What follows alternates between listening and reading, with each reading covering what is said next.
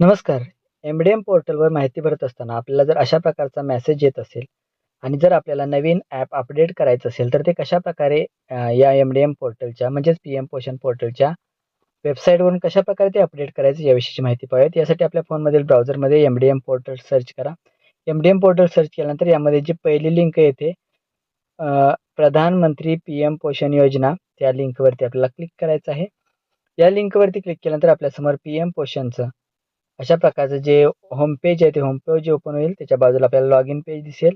Login पेजच्या डाव्या बाजूला आपल्याला एक टॅब दिसते आहे डाउनलोड लिहिलेली. त्या डाउनलोडवरती क्लिक करा आणि त्यामध्ये डाउनलोड पी-एम पोषण ॲप अशा प्रकारची दुसरी लिंक आहे. त्या दुसऱ्या लिंकला क्लिक करा. लिंक क्लिक केल्यानंतर आपल्याला असा मेसेज दिसेल. आपल्या फोनमधील जे जुनं एम-डी-एम ॲप आहे ते आधी अनइन्स्टॉल करा आणि त्यानंतर डाउनलोड या टॅबवरती क्लिक करा. डाउनलोडवरती क्लिक केल्यानंतर थोड्या वेळानं आपल्या फोनमध्ये सदरचं जे ॲप आहे ते डाउनलोड होईल. कदाचित हे आपण वेबसाईटवरून घेत असल्यामुळं आपल्या फोनमध्ये अशा प्रकारचा मेसेज येईल. हे सुरक्षित नाही. आपण घेऊ इच्छिता का? तर आपण तिथे येस करायचं आहे. त्यानंतर आपली फाईल डाउनलोड होईल. फाईल डाउनलोड झाल्यानंतर त्या फाईलवरती आपण ओपनवरती क्लिक करायचं आहे.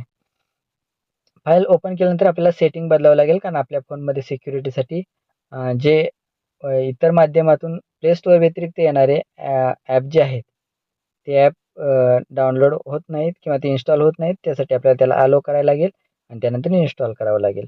इन्स्टॉल केल्यानंतर पुन्हा आपला जी प्रोसेस पूर्ण झाल्यानंतर इन्स्टॉलची आपल्याला जे अलो फ्रॉम धिस सोर्स जे आहे, ते बंद करून घ्यायचं आहे. इथं साईडला क्लिक करून ते बंद करून घ्यायचं आहे. कारण पुन्हा आपल्या वेबसाईटवरून दुसरं कोणतेही जे चुकीचे ॲप आहेत, जेणेकरून आपल्याला नुकसान पोहोचू शकतील, ते येऊ नयेत यासाठी ते बंद करून घ्यायचं आणि त्यानंतर आपल्याला आपलं जे ॲप आहे ते ॲप ओपन करायचं आहे. ॲप ओपन केल्यानंतर आपल्याला समोर ते अशा प्रकारे ओपन होईल. यामध्ये आपल्याला पूर्वीप्रमाणेच रोजची हजेरी जी आहे, ती रोजची हजेरी किंवा इतर जी माहिती आहे ती माहिती भरता येणार आहे.